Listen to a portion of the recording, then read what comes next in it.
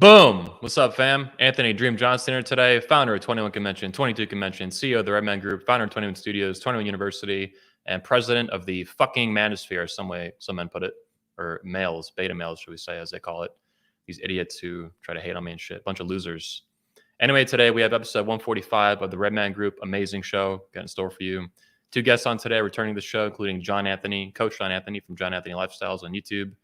And also Alex from Playing with Fire. His channel is blowing up big. He just cracked 60,000 subscribers, I think, like a week or two ago. So fucking kicking ass. Before we get into the show, bring the guests on. We do have a quick commercial sponsor here from my other company, the 21 Convention and 21 Studios. And that's the tickets are on sale, early bird tickets. They are all buy one, get one free, or BOGO. And we got 3 events going on at the same time. So 21 Summit is like an umbrella convention going on for 3 different conferences at the same time. One for fathers, one for men, and one for the women.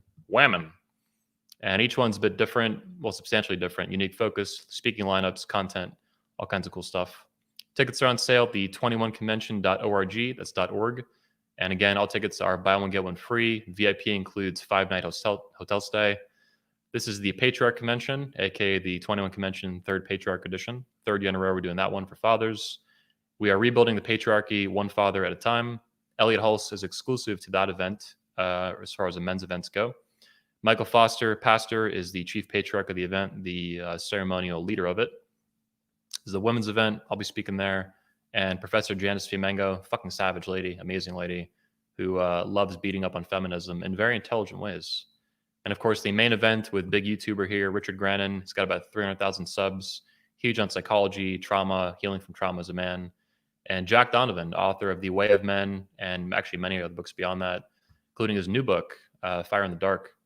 There's about 15 to 20 speakers per convention, so they're all fucking huge. They're all 4 days long, and it's going to be an amazing time. Last year was the first time we did 3 at the same time for 21 Summit, and it's fucking super dope. Very amazing, positive experience. Come on out, have a good time.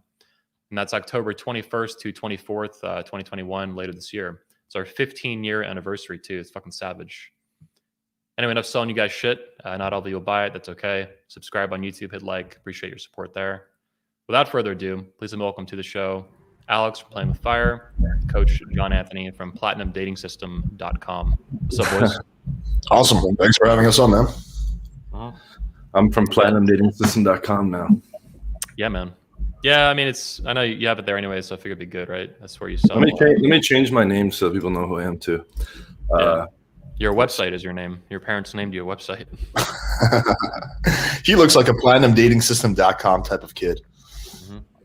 So for those of you who don't know, these guys have both been on the show before. Alex from Playing with Fire is a big guy for like online dating and stuff.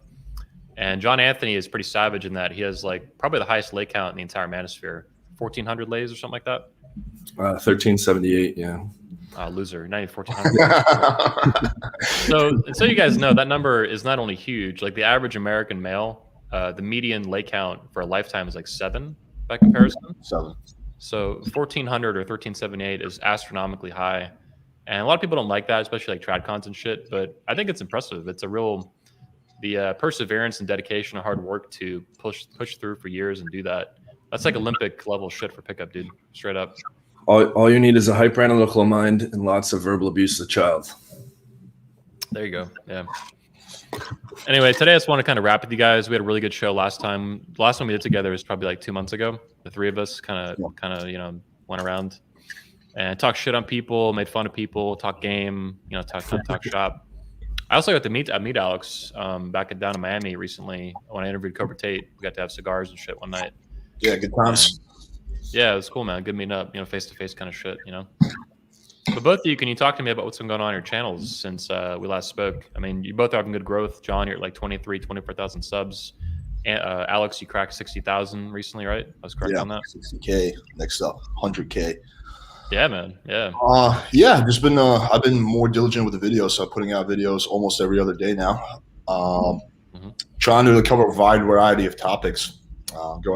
We did a recent video about how Vladimir Putin uses frame control. Very interesting video. We got another one. What was the first part you said? What is how the part Putin uses frame control.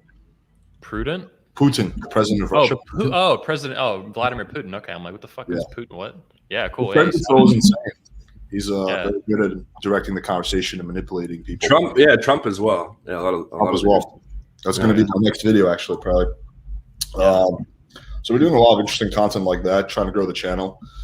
But unfortunately, people don't really want to see, like, I just had I was telling you guys in the group chat, I had a doctor on yesterday. He's one of the best, in my opinion, hormone doctors in the world, I think. He has a YouTube channel with over 30,000 subscribers, highly in demand guy, very intelligent, very knowledgeable in men's health and just health in general. Went to school for like over 10 years. I got 30 live viewers when I had him on. I have on some big titty porn star. I have over 200 live viewers. Dude. Yeah, the same with me. I'll put out like something that gives away almost like the entire game, and it'll get like just a couple thousand views, and then I like make fun of like some idiot, and it'll get just tens of thousands. Dude, all these dudes, especially the beta male police, I call them, the BMP, the beta male police.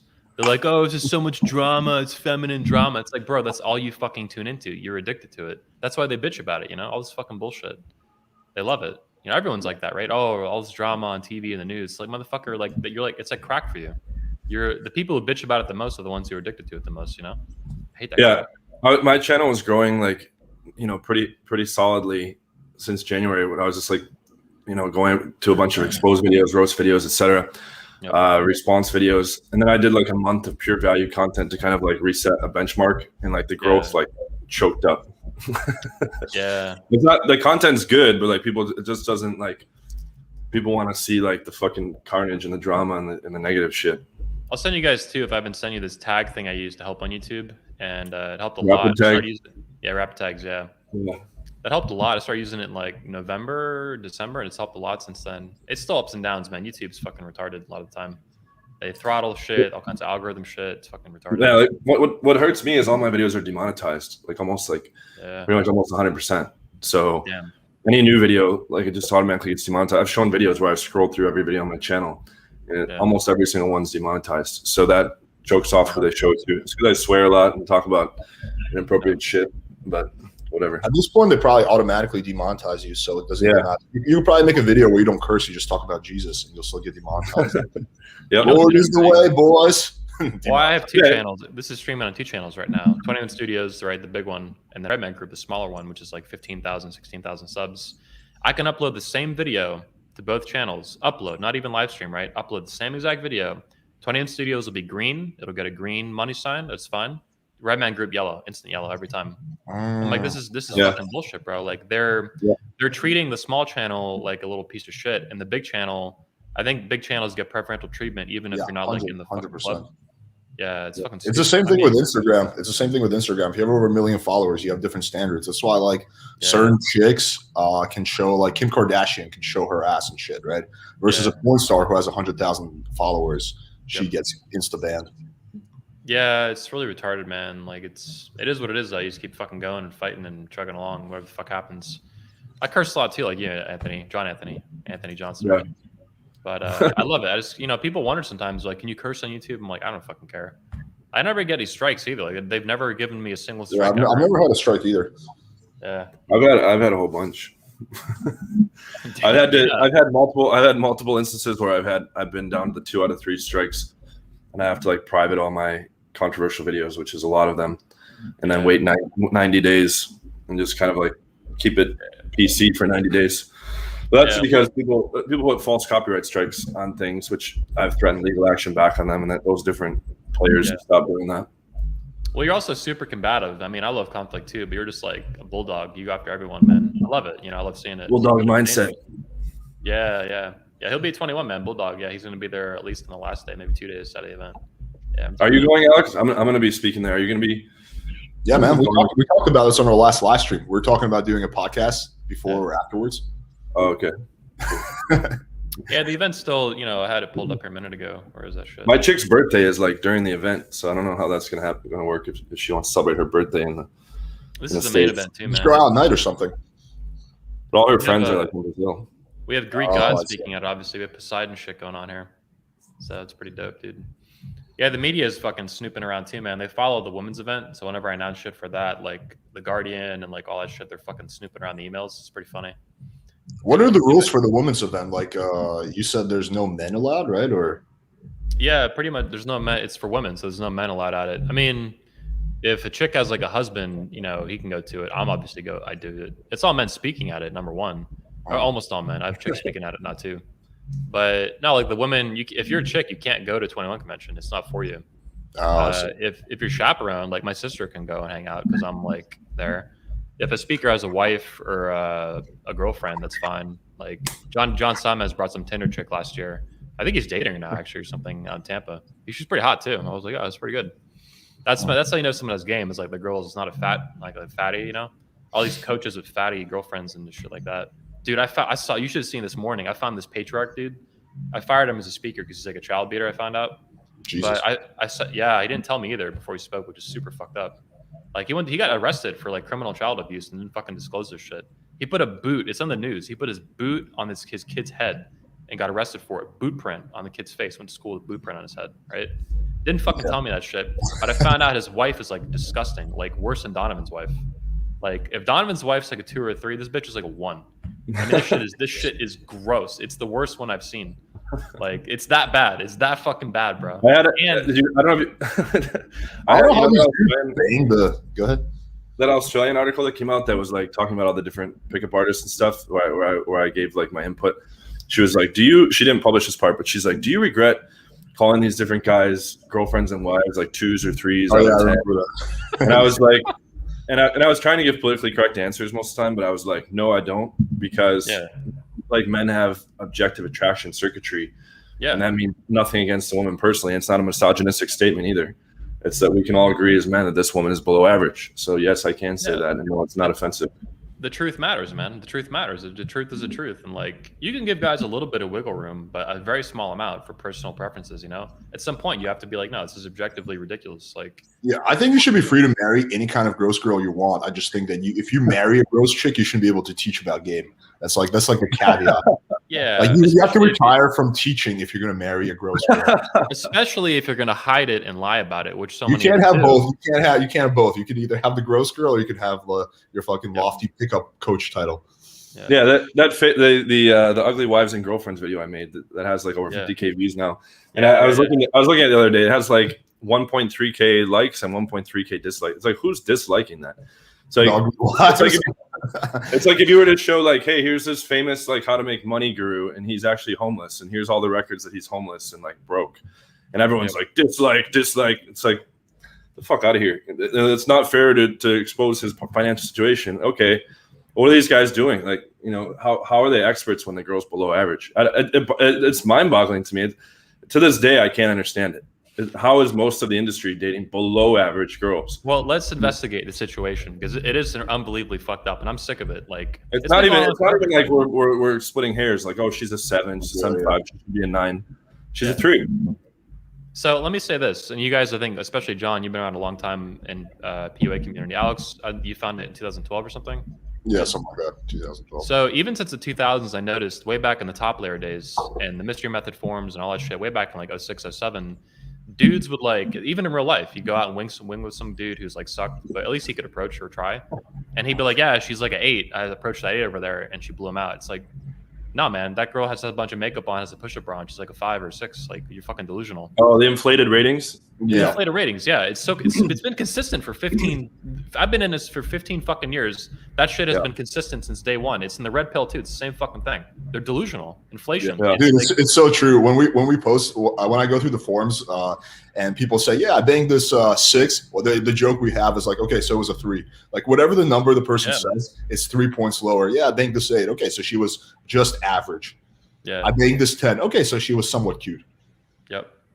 Yeah, it's. I think here's my theory on it, and let's see what you guys think. I think that basically these chodes and these betas, they have, assuming they're even talking to them and ready to do anything, they have like an upper ceiling, like a glass ceiling, like a feminist bitch about, and their glass ceiling is like the best they could do and their best game on the best day of the year if they were fucking hammered and like super confident or something, right? Is like a 7 or an 8. That's the absolute pinnacle of what they could bang in life, right? Absolute fucking pinnacle. So that I think is what caps it, and that's why to them like a 5 is like a 7 or an 8, because their fucking system is not 0 to 10. It's like 0 to like 6 or 7, and like a 7. If the dude's like a 3 or 4 and he has shit game, then him banging like a 6 or 7 would be like absolutely fucking, you know, enlightenment. Like he's reached the pinnacle of human life, banging a relatively average-looking girl. So I think that's why they do it. It's like 8s and 9s and 10s are not even, they don't even exist to them, right? They don't even, it's not even in the realm of possibility. Even if they're and they talk absolutely shit on them, good. and they say those girls suck. Those girls are all bitches. Those girls aren't worth dating, and this and all these other stupid myths. Yeah. Where I'm in the process. I've been compiling like to show like more data stuff. I'm going to show like all my main girls and monogamous girlfriends over the past decade, because I've always had the standard of having them be a 9+ for over 10 years. And they have to be a bunch of qualities internally as well. It's not just pure looks, but as a standard, you have to be a 9+ to be the main rotation girl or to be a monogamous girlfriend. So literally in every different city that I had, like in Vegas, it was like a Serbian model. In Portugal, it was like a Brazilian stripper. In Poland, it was like a 19-year-old, like former Playboy Ukrainian chick. Like here, it's the girl I bring on my channel who's like an engineer. But like in each of the cities, it's not that hard if your game is good and you're supposed to be a guru and a master. The thing is, the same guys have ugly girlfriends also have zero infield, also have zero receipts, also talk in abstract woo nonsense terms. And you just watch 5 minutes of any of their technical game videos, and a guy like myself can see immediately that they know that they're just talking out of their ass. But since most of the guys don't know most of the guys don't know real game theory anyways, and there's a lot of like bad misinformation being propagated, that people don't know how to fact check these guys anyways, is the other big problem.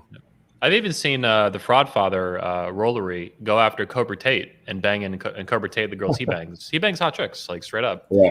No, they're porn stars for him or whatever sometimes, and sometimes not. Who cares? But he's not banging fat, ugly women. I asked him to his face. I was like, "Do you fuck any old fat women?" And he's like, "No, I don't fuck any old fat women." But these days, you have to ask. I cannot imagine Tate fucking old fat women. No, of course not. Of course not. Yeah. But I said to troll him. I love fucking women like that. But dude, there's so many fucking fake dating experts. You have to actually ask that question, like straight up. Like, do you two? Let me ask both of you. Do either of you fuck any old fat women? Just straight up, yes or no question. No. For me, Alex, there was like quality discrepancy. I think in like the first 100. Like if we're being real, in the first 100 late count. It wasn't like it was debatable for sure. It wasn't like basically as I got better, the average quality went up, and there's always still like that one night where you dip a little bit, but the average quality, if you like graph it out, kind of all scientific, like it kept going up. But you know what's crazy to me? I don't know if you guys have this phenomenon. When I first meet a girl, she starts off being, when there's a novelty factor, she starts off being attractive. So at first she's an 8. Once I keep banging her, she goes down to a 7, and then a 6.5, and then a 6. No, dude, that's a real thing. I've talked to a lot of advanced guys about this. My other friends that are in the multi-hundred late count, we're always talking about like this phenomenon. Like you'd rather bang like a new 8 than like the same 9 like over and over and over and over. And there's like evolutionary roots to that. I remember Bradicus was telling me about it. Like your body just responds the most to a new partner. So yeah, new sex can be fucking dope, man. Some of the best sex in my life has been same night lays that just get wild. Like you're fucking like 6 hours straight, like whatever the fuck's going on. I can't say everything on camera, but the point I'm trying to make is that you have to start a bit higher than whatever your, I guess, glass ceiling is, because it's going to go down. So if I was to marry a chick, she would have to start off as a 9 or 10, because eventually she's going to go down to a 7 or 8 for me. So if you start with like a 6, like she's going to be a 3 or 4 after. Well, let's be real too. Scientifically, now this is not science. This is more like manosphere stuff. I think both of you will agree that men in the manosphere for a while, we've been saying that men age like wine. So you kind of get a little better, more refined as you age. You become more masculine, you become wiser. Yep. Women age like milk; they fall apart. And physically, this is true. Like, I heard the stats yesterday on my mentorship call. Some guy like had the stats that he had just looked up, and women are supposed to be in their prime at 23, and men are in their prime at 38. I'm turning 38 in October. Yeah, man. Exactly. And then for men also, they stay like relatively like at their highest point. There's like a very slow drop off, even into like the mid 50s. Yep. So and that like carries me right into like the singularity destroying civilization, or at least virtual sex, becoming very prevalent, paradigm shifting. Well, it's beyond that for women though. Physically, even without even getting into singularity stuff, like their skin ages faster than ours. It wrinkles faster because it's thinner. Ours is designed to actually withstand being like hit and cut and stuff and heal faster, right? Our collagen is thicker on our skin, and if you're healthy, then you don't age as fast. basically. Yeah, that's the thing. It's all the anti-aging regimens. Like me and my I chick think this is all assuming the man takes care of himself, which less than 20% of guys do. True, like true. most guys will go downhill as they age. It's only a small subsect of men. Like if you go to the gym, you eat healthy, probably, you know, at some point you're gonna have to do hormone optimization. I just think there's no way around it. Like when you're in your 40s, at the very least, like you're gonna have to do TRT to get the testosterone of like a younger guy. Not necessarily. I know Tony Bruno, a buddy of mine that you guys have seen on my channel a couple times. His testosterone is still like in the 700s, and he's like 58 years old. Yeah, that's unusual. That's my uncle. unusual. Yeah, it is unusual though. Sure. Yeah, but yeah. There's the exceptions, of course. And my dad, I'm sure, has pretty high testosterone because he's still pretty ripped. And he's 56. But I think there's like exceptions. Yeah, it is what it is. I know for me though, you guys both went to high school, obviously, right? Growing up, so did I. Yeah. Almost everybody I've known since high school, chicks and guys both, they all get like, they'll get fat and then maybe lose weight and then they get fat again. There's these cycles they call like a yo-yo. They go up and down. The chicks, of course, end up being single moms and shit too. They get wifed up, or not even wifed, they get knocked up, not even wifed up, right? It's all fucking disaster. Like they all end up being fucking losers a lot of the time. But it's the fatness that's amazing to me because like I have not been like that at all. My whole family, where I get my family of origin, they're all very prone to obesity, and so am I. But I've not been fat since I was like 16. I like lost it and I fucking kept it off ever since.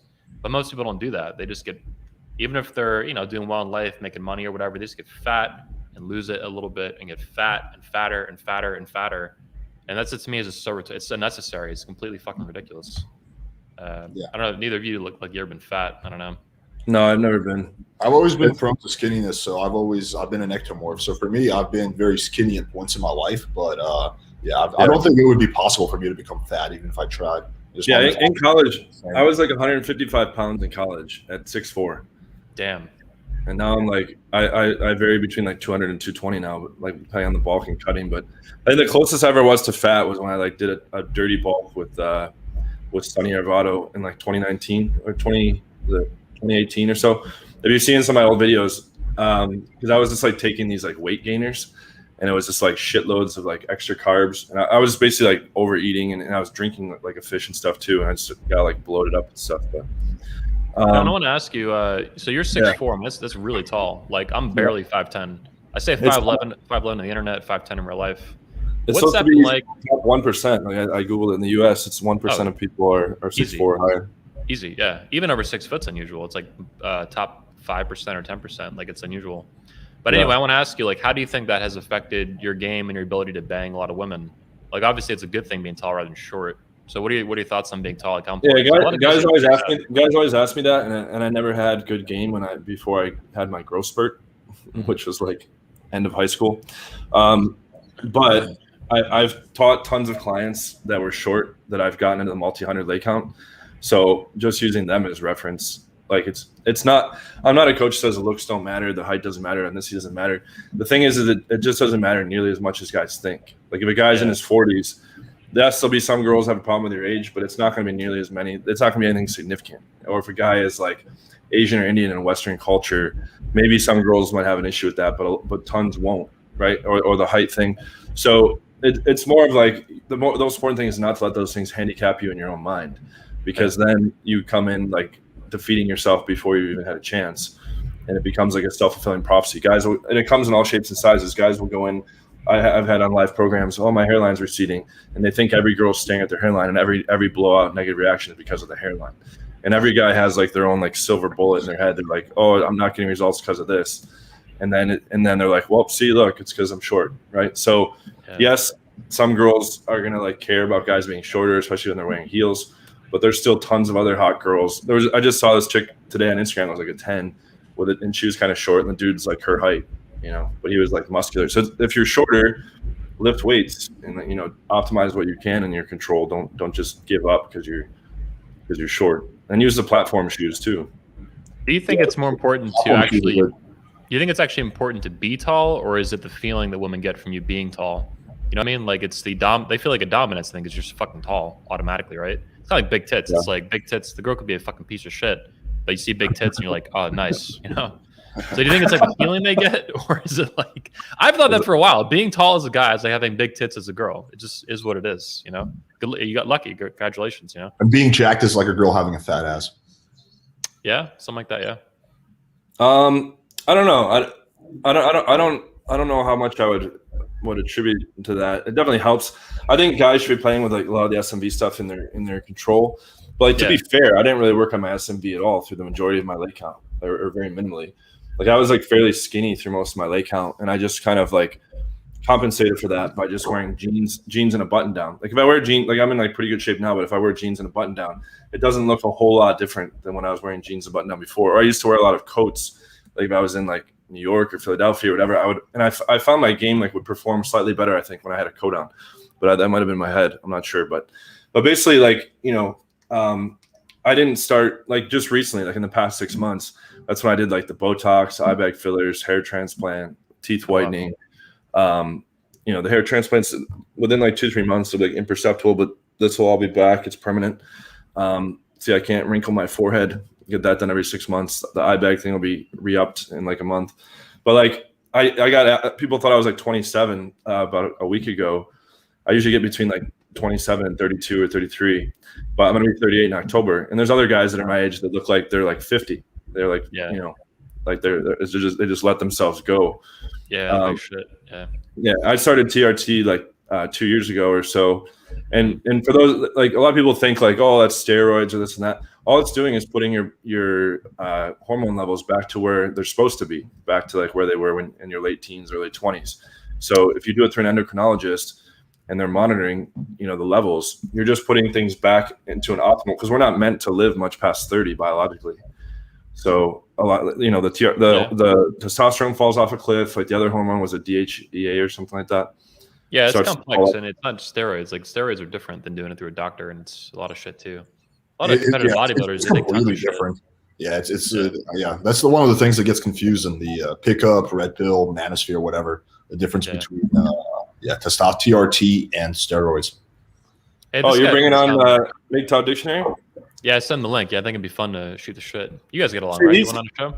He's I bash on a lot of guys. I have no issue with that guy. We differ in worldviews, but he's respectful. He brought me on his channel and didn't attack or anything, and he was respectful. Yeah. And I like that he goes after a lot of these fuckers as well. Yeah. But you know, I don't have any beef with that guy. So I know he's scratched other guys, but I think he like they like snuck Bulldog, I think, when they brought him on the show, but yeah. I did think that was pretty fucked up. But aside from that, yeah, he's all right. Yeah, they call him horse face mindset or some shit. Well, what I don't understand is, I mean, I like John a lot, Bulldog, but I don't know why he stayed on that podcast. I would have, dude. I know, man. I've been like, yo, fuck off, man. Dude, he stayed on there for like 6 hours. I know. It's like, what are you doing? Why is he putting up with this? Dude, I don't have the patience for that. I can do an hour or two, but that's it, man. That's like a fucking movie, like a long movie, right? 2 hours, maybe 2.5. It's super long, yeah. But I like him a lot. Did you watch the podcast I did with the Black Pill guy? No, I saw it came up. I'm subscribed to your channel, but I just, it's hard because there's like not enough time to like fit in business and girl stuff and gym and like martial arts and all this stuff. So there's not like a whole lot of extra free time, but I'm like shifting things around in my company to free up more time. But yeah, I saw it pop up with Face and LMS. I know Sonny used to be a big fan of that guy. You would get a kick out of that one. Yeah, we get into a big debate about what's like the summary there? Because you said there was like a healthy debate, but what was like the main? Yeah, I mean, well, so the Black Pill argument, the argument that he gave is that basically SMV and especially face, not even so much like status and body, is what determines everything. And that, for example, if you're a guy who's like a 5 or a 6 or a 4, whatever, you're basically fucked. I get guys and they hate these arguments. I know a guy, blah blah blah. But since I've coached thousands of guys now over the past 10 years, and I'm like a data analyzer, I kind of have it like compartmentalized. I sign up guys weekly that are like tall and jacked, that are like, we just had a guy in Spain. He looks like a male model. He's in like terrific shape, tattoos, like perfect face, and he's been with like 2 girls. And he was like, dude, it was total luck. I have no idea what I'm doing. And he said his friends are all perplexed, and it's just that he like fucks up the cold approaches. He fucks up the texting. When he does happen to get past the texting to a date, he fucks that up. And it's not just this guy. Look at this guy right here. I'm 6'1". It's still hard to get girls. Like, I believe that shit, dude. That's not a magic pill, being good looking or being tall. They can still suck. And like the vast majority of my clients are like average looking or maybe a little above average looking, and I get lots of them on track to do 50 to 100 a year. That doesn't mean that looks don't matter. It's just that the strategy part of the equation is definitively the majority of the equation. is what I've found, because I have so much data, regardless of guys' looks, or I've even gotten lots of like ethnic guys or short guys, into multi-hundred lay count. It's not the definitive factor. That doesn't mean that they have the same chances. If their game was equal, they have the same chances. No, the guy with the better looks would have a better shot. But guys can still get the dating life of their dreams with proper game, unless they, I had one guy, to be fair, who had like a deformed face from a car accident. And he actually was like, nobody wanted to match him on Tinder. And he's like, you told me I'd, still maybe I'll get results. And, he was just like all upset. But it's just because his face was deformed. But like, that's an extreme case, so. You got to take the extreme cases out of it, like the bottom 2%. Yeah, those guys, unfortunately, for better or for worse, like they're fucked. And what my advice for those guys is to make a lot of money, get status, and bang sugar babies, because that's really what it is. But those guys are an extreme minority. Like most guys who think they fall into that category, they're really not. They're just a little overweight. They just have a bad haircut. But yeah, deformities are kind of hang on. It's a threshold. Yeah, I'm going to jump in here with something I think both of you appreciate. So we're talking about the inflation that these manosphere guys do, right? They all this bullshit, right, with how they view girls and rate them ridiculous, totally delusional evaluations. The same girls are delusional a lot of time in evaluating themselves, right? Though some fat 5, some friendly 5 will fuck some dude who's like an 8 because he's just Chad Zilla, doesn't give a fuck, and then she thinks she like deserves 8s. It's like, bitch, you're not even close. But here's what I think.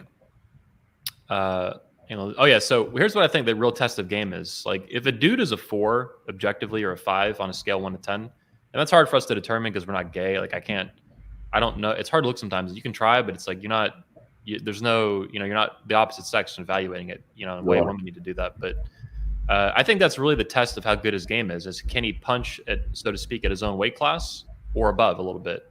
So if a dude's a 5 and he can bang 6s and 7s, that's really good, man. Like, you're not banging 8, 9s, and 10s. Who cares? Like, if you're a 5, you're doing really good. That means you have skill. It means you have game. It means you've worked at it. It means you're putting in the effort where it counts. So that to me too is where a lot of the dating coaches. This is where these frauds, right? These fake dating expert losers that bang, fuck old fat women all day long, right? That's all they do. They're a lot of them. When I first met the Sharp Mama back in the day, the first thing I thought, I was like, why the fuck is he with this chick? He could fuck better. If I was in his body with my game, I could fuck hotter women than this dude. Why is he with this chick? It was confusing to me. I wasn't thinking big picture. I was too tired. I was like an hour of fucking sleep when I met them, right? But I'm like, why is he with this chick? And I didn't realize he was such a fucking loser, obviously. But that to me signals that he has no game on top of that, because he's not. I mean, they make fun of him as saying he looks like a rat or something, which is pretty funny and probably true. But he could definitely bang better, and that just to me is why he's a fucking loser. Anyway, we got MD on too. We can pull in. What's up, bro? Hey, what's up, man? How you guys doing? Doing good, man. Hey, welcome to the show, bro. I was curious to ask you about. I think it was like Modern Life Dating. People were saying like your true identity is revealed. Is that bullshit, or what is that about?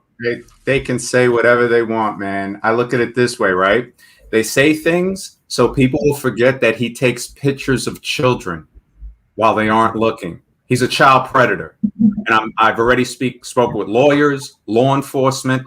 It comes to a point I was making a transition to go into a more wisdom type channel and knowledge, because people see that that's where I come from, and. I wrote the book, The 48 Laws of Dating, and I stand by every law that's in there because it's scientific, right? Now, the dating coaches or the real social dynamics, whatever guys want to call themselves, they have to make a position. Either they're going to be the supporter of a child predator, like Modern Life Dating, John Hogwood, or they're going to be a man. So whatever they want to do with, dating and relationships, that's up to them, as long as the person is over 18.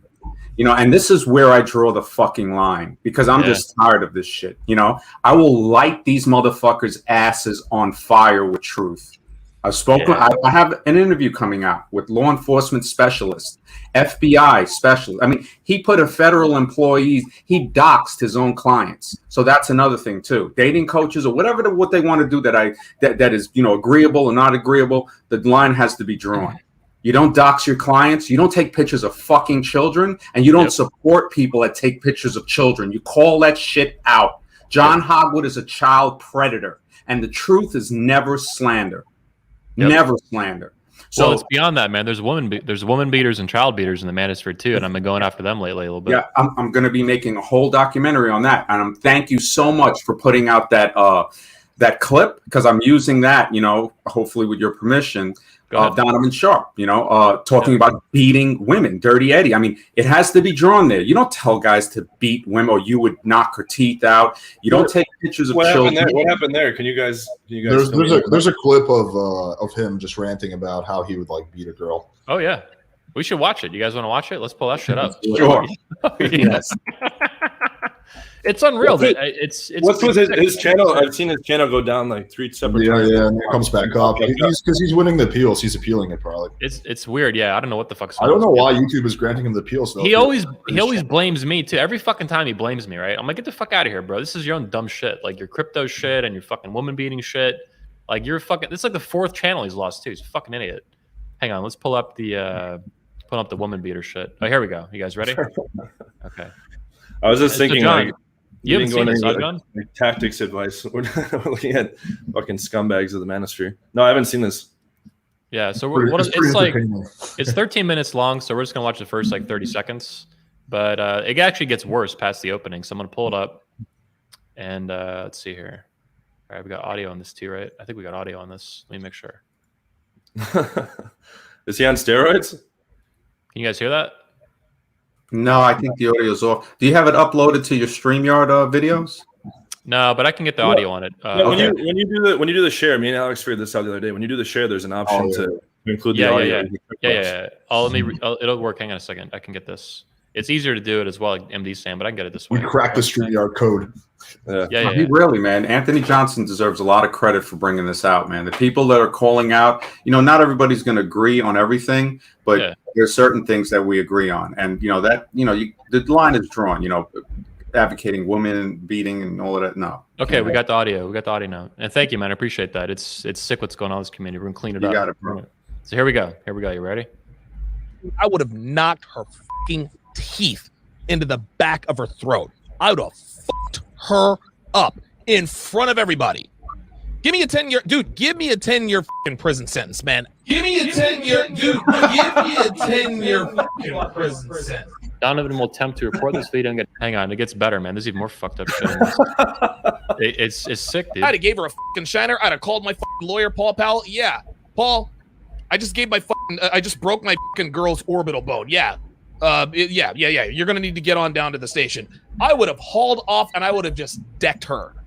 Jesus. I would have made damn sure that she never talked that way to me again. Hey, can you pause it real quick? Yeah, this shit's unreal. This guy has a whole bunch of like people that look up to him. That's the other big problem, because then guys are gonna fucking learn from those. Dude, I have no respect for guys who are acting tough when it comes to girls. Like the kickouts when it's just like the girls there. Like try kicking a fucking like jack dude out. Like this to me that shit is so lame. It's like picking on a little kid. Like like a little Johnny over here. Like I don't know. I have like no respect for that shit.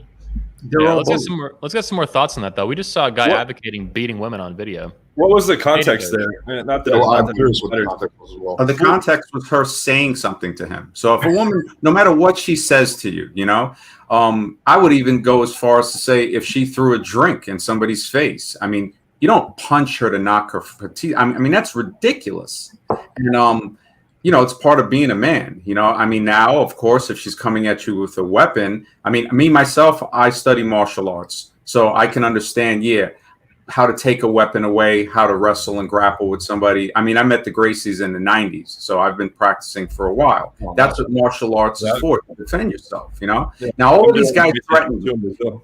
Yeah, I'll punch him in his face. All this. Suddenly now that they try, suddenly now I said, okay, so this is a video of someone you're saying is me. Well, here's a picture of that guy in the video. And I put Hogwood next to him. I said, where are all these threats? Where are all these threats? Because when he came to New York, I said, hey, the one person I met in real life was Alpha Male Lifestyle, Armor Metwali. He created MGTOW.TV. He's a genius as far as computers and a wonderful person on top of that.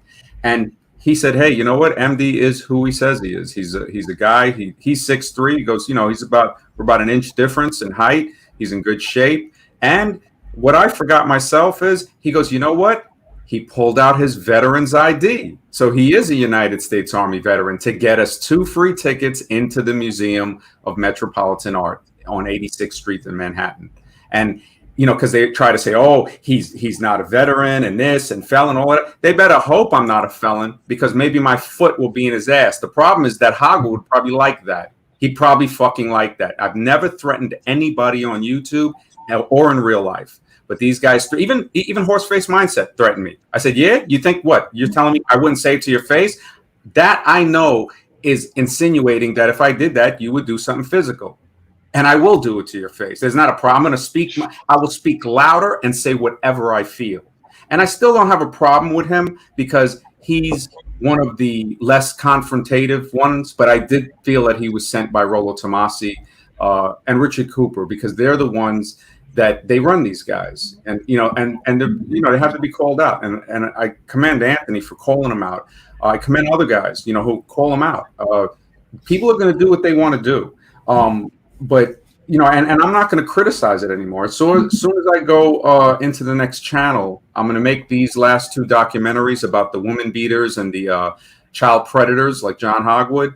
And there was the other guys, there's guys in the manosphere that advocate the grape, you know, the 4 snuggles. And and on camera, I got the audio. So, you know, their picture will be behind that. And this is because when somebody criticizes the manosphere, if people don't call it out, that everybody gets lumped into that basket. Well, why didn't you say something? Silence is consent at that point. Who are the guys who are advocating that? I don't want to say his name at the moment. He's going, you know, he's so despicable. I mean, this guy is so fucking despicable, and he's on. They still could be 90% of the community. Yeah, exactly. So, you know, I mean, and it's up. Matter of fact, there's a channel. He was Black Pill Studies. He calls himself Savitri Hogwood after Hogwood's mother, because, you know, of course, that guy's a piece of shit that doxes people's addresses, like his former clients. And that channel has, I think, where he put the text comments where he said rape doesn't hurt women, or rape doesn't hurt women. And he also advocated it. You know, he did it once in the chat, and Shiva and Boom Boom banned him. Funny enough, I don't speak with them either. It's so much people that these guys, like I said before, they're not men, they're males. You know, it takes maturity to be a man. Let me pause here, because initially John Anthony asked the context of this video with Donovan talking about beating women, and everyone can go watch it. It's 13 minutes long. He talks about beating men too. Here's what I think. Number one, these are not out of context. Some of these are pretty long. He talks very openly about this stuff, right? I think though he reminds me of like some kid in high school who talks like a lot of shit and has never been in a fight, never done anything. Even he's talked about being in all these fights, getting arrested. That's all nonsense. We've never found any arrest records of Donovan getting arrested for fighting, or Edwin. It's all like financial identity theft, check fraud, like all this dumb shit, larceny. That was fucking stupid shit, right? Sketchy ass shit that he doesn't want people to know about, but it's all public record, right? You can look it up. So I think a lot of it is actually not, I think most or all of it's not even real. He's just like talking like hyper tough, because these beta males are so fucking dumb and they're so fucking hoodwinked a lot of the time. They're so broken. They believe this shit. And this to them is like alpha behavior, and it's not. This is pathetic little diesel behavior from a dude who's never been in a fight. Like, it's very obvious. Guys who know how to fight don't talk like this, period. I'll be super embarrassed if there's like a clip of me like doing that. Even if it wasn't talking about beating a girl, it was just like kind of posturing. Like the alpha posturing is kind of. It's hard. I just never had respect for that shit. It's half posturing about beating up women and half posturing about beating up men, like imaginary men. Like if he talks, he's like, if some dude came up to me in the street, I'd fucking beat his ass, blah, blah, blah. It's like, you've obviously never been in a fight. You talk about beating up women for what? Calling you a name? Like, this is fucking delusional, right? I have hundreds of videos on my channel. I don't have a single phrase in there about beating anyone's ass. Like, dude, yeah. I understand how that's part of pickup at all. You know, they have an army of trolls too. HEH in the chat, he's a troll. He's on Discord doxing people. So, and he tries to come in here, oh, MD's the next. No, we know you're a troll, HHH. And you know, he tries to make his little funny thing. I've been calling out all of these trolls because they follow people around. They're afraid of us speaking truth. You know, they're afraid of us speaking truth. I mean, everybody's going to have some type of difference, and that's great because it shows we're thinking for ourselves. You know, so, you know, you're going to say, hey, some guys are doing this, some guys are doing that. But there's one thing we all have in common. We don't support anyone taking pictures of people's children. We don't support woman beating. We don't support forced snuggles. I mean, Tony Bruno. Child beating too, man. This is child beaters around. Exactly. Yeah. You're absolutely Go ahead right. about Tony Bruno though. He's watching right now. He said, I think it was Michael Forster on his. He came on his stream, and I met him. Really cool guy. He said that there was a guy, I think it was in the church, and they caught him taking pictures of a young girl. And they took the phone. They all surrounded him, I think, and they took the pictures off. And I asked him what he would do, if he saw Hogwood. He goes, well, I'm not, I knew he was playing it safe on camera, and he goes, that phone would be mine, and I'm like, thank you for, being real about that. Just for starters. Yeah, exactly. Yeah, exactly. No, I mean, I see your point. I was watching your stream with Bulldog Mindset. And again, I was saying this earlier. I like John. I did think that you guys were pretty dickish to him. But all that aside, I don't understand why he didn't just say, like, yeah, taking pictures of kids is fucked up. Like, that could have ended the whole argument. Like, the 4-hour debate that you guys had could have been ended with him just saying, yeah, of course, taking pictures of little kids is fucked up. I wouldn't do it. I don't encourage it, blah, blah, blah. Bam, argument over. So, exactly. I don't know why he didn't take, like, a strong stance. It's all I was asking for. That's all I was asking for any of them. I was like, hey, I'll just leave everything alone. Just say this. Just excommunicate this child predator, Jonathan Hogwood. That's all you need to do. Well, and here's the good news. Here's the good news. Hang on. So recently, MLD was supposed to do some sort of meetup down near Alex in Miami. Some hot dude con, which is like the gayest thing ever, right? Yeah, I saw a picture of that on Instagram. It was like 4 bald dudes in like some gay bar. But hang on, he posted a picture. He posted a promotional thing of Rollo, who was supposed to be there, who was in Miami at the time, the fraud father. Here's what's interesting: is Rollo, the fraud father, never showed up, as far as we know, right? Why didn't he show up? Why doesn't he? If MLD weirdo, child stalker, pedo Wood is going to brag about on Instagram or whatever the fraud father hanging out with him in Miami, and the fraud father was in Miami, why the fuck didn't he go? Right? He didn't go. So I think what's happening is that number one, Rollo, the fraud father, is a narcissist, NPD clinical, like 100%, right? That's my view. It's been that. I'm not a doctor, but that's been my view for a long time. Those kind of people are users and abusers. They do what they use and discard. Male or female, they both do it. Use and discard, use and discard. They find the next fucking victim to be the little bitch. That's what the fraud father does. It's what he tried to do to me. He didn't understand me. And then he got his fucking ass whooped. He got exposed as huge fraud, loser, right? Booted out, embarrassed. I got excited when you said he got his ass whooped. I was like, who beat Rollo's ass? Oh yeah. We'll see, right? I'm not going to talk tough on YouTube about like Donovan, some loser. But whatever happens, right? Life's starkly complicated like that. Anyway, my point is the fraud father. I think he's at the discarding point of MLD. I think MLD has become so toxic because he stalks children and shit, like takes pictures of kids and shit. I think he's beginning to abandon MLD because MLD was basically an attack dog, like his little bitch for a long time, to go fucking people on YouTube and shit, right? So Rollo didn't have to. That's how Rollo operates. He always uses a buffer, right? Whether it's MLD or Rich Cooper or someone else, he's always using a buffer mechanism. So I think he's done with MLD, and I think everyone's going to abandon MLD now. I think it's just what's going to happen naturally because he's so fucking toxic. It's so obvious, So I think that's slowly happening, even though it's been ridiculously slow to happen. Yeah, his videos are so cringe too. I just don't understand how people like his video. He starts off the first 3 minutes as him bragging about how awesome he is. Yeah, the smartest guy ever. I'm the best. I do think Rich Cooper did an interview with him recently, or a live stream with him. Yeah, so Rich just has no morals. He's in the gutter. Total simp. Rich is obsessed with money. He's completely obsessed with money. Yeah. That's how Rollo plays Cooper. He just plays him for money, and that's how I was able to win too, though. When Rollo was trying to use Rollo used Cooper to attack me in public. That video is still up to go. He was defaming my convention, saying it's unsafe. People are going to get shot. All kinds of dumb shit, right? Crazy. What they did to you was totally wrong, man. It was totally wrong. It's like you look at that, and it's like that backstabbing behavior that they exhibited. I was like, you got to be kidding me. But Cooper fucked Rollo because Rollo, the fraud father, wanted Cooper to buy me out of Redman Group. And I was like, hey, Rollo, that's a great idea. I'm going to buy Cooper out. And there's emails of this. I can show you guys. And Rollo's like, no. Cooper's going to buy you out, Anthony. I'm like, no. I'm going to buy Cooper out. Thanks, Rollo. It's a great idea. And Rollo got really pissed off. And then Cooper, he bid for the money. Because Cooper was like, Cooper's kind of a sociopath for money, right? He's all about money. And I'm like, I have the money. How about I give you money and you go away and then I get control of the Redman Group, which Rollo had to sign off on. It was hysterical. This is all like legit, like attorneys and shit. I'm like, this is just fucking funny. And Cooper didn't give a fuck. I think Rollo was pissed at him for a while, but it is what it is. So you guys all owned 1/3 of the business, and then basically Rollo's plan was to kind of excommunicate you, but it wound up working the other way because you bought out. The Did Rollo not have the money to buy out Cooper? I don't think so. No, not at the time. Oh, I mean, okay. maybe he's always broken shit. People say he's getting foreclosed on his house. I don't know, but he's a fucking retard. I mean, 100%. How does he go broke with the book? I mean, he should be making more than enough money from the royalties. He must be. I know that he's been supporting his mother-in-law for a long time. Like, she lived with him for like 10, 12 years. He bought her a house in Florida, I think. Well, yeah, I kind of sympathize with that. Yeah. Yeah, I think his wife just runs his ass like all these fucking losers. So I don't think his wife's a bad lady, by the way. You guys have gone after her. I've told you guys to like leave that shit alone. But Rollo is definitely a huge beta male. Rollo is a massive gamma male, beta male. No one understands this. The Rollo has zero fucking game. He's a complete fucking goofball, socially awkward, socially retarded, to put it nicely. I've met this guy a lot in real life, and it's increasingly, the more you hang out with him, the more obvious it is. This completely fucking game retard. Doesn't have basic social skills. Like, he has no friends too, on top of that. If you read his whole fucking blog, Irrational Males, all his books, he has no male friends. Never, ever, ever, ever, ever talks about having friends. He doesn't fucking have any, because he's a fucking weirdo. Yeah, that's weird. That's how bad it is, dude. It's so bad. It's terrible.